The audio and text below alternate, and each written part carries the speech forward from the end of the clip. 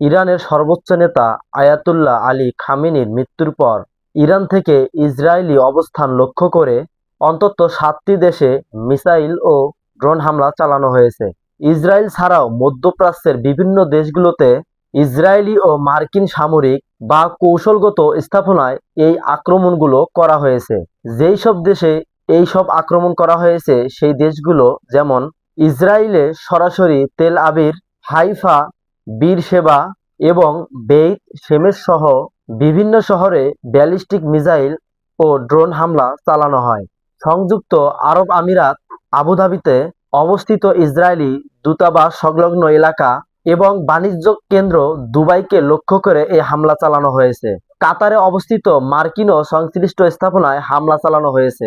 কুয়েতের আন্তর্জাতিক বিমানবন্দর এবং সামরিক ঘাঁটি লক্ষ্য করে ক্ষেপণাস্ত্র ছোড়া হয়। বাহরাইনে অবস্থিত সামরিক স্থাপনাগুলোতে হামলার লক্ষ্যবস্তু ছিল সৌদি আরবের রাজধানী রিয়াদে এবং রাস্তানুয়ার তেল শোধনাগারের মতো কৌশলগত স্থানে হামলা চালানো হয়।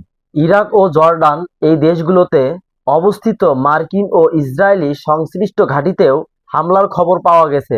এছাড়াও লেবানন থেকে হিজবুল্লাহ ইসরায়েলের উত্তরাঞ্চলগুলোতে ব্যাপকভাবে রকেট ও ড্রোন হামলা চালানো হয়েছে। এই যুদ্ধের পরিস্থিতিতে ইরান প্রায় 2500 থেকে 3000 ব্যালিস্টিক মিসাইল ব্যবহার করেছে বলে ধারণা করা হয়েছে। যদি ভিডিওটা আপনাদের ভালো লাগে তাহলে অবশ্যই আমার চ্যানেলটি সাবস্ক্রাইব করবেন এরকম নিত্য নতুন ভিডিও পেতে। আর যারা সাবস্ক্রাইব করে রেখেছেন তাদেরকে অসংখ্য ধন্যবাদ। আসসালামু আলাইকুম।